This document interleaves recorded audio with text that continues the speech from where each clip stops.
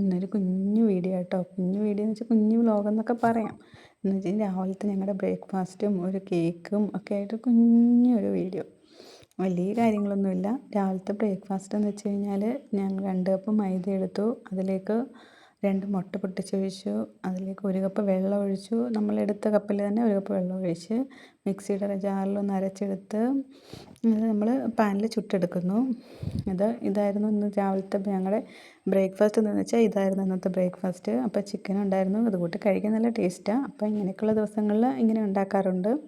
പിന്നെ ഒരു കുഞ്ഞ് കേക്ക് ഉണ്ടാക്കി. കുഞ്ഞ് കേക്കെന്ന് വെച്ചാൽ ഇവർ കുറേ ആയി എന്നോട് പറയുന്നു, അമ്മ ഒരു കേക്ക് ഉണ്ടാക്കി തമ്മ, എത്രയായി അമ്മ ഞങ്ങൾക്കൊരു കേക്ക് ഉണ്ടാക്കി തന്നിട്ട്.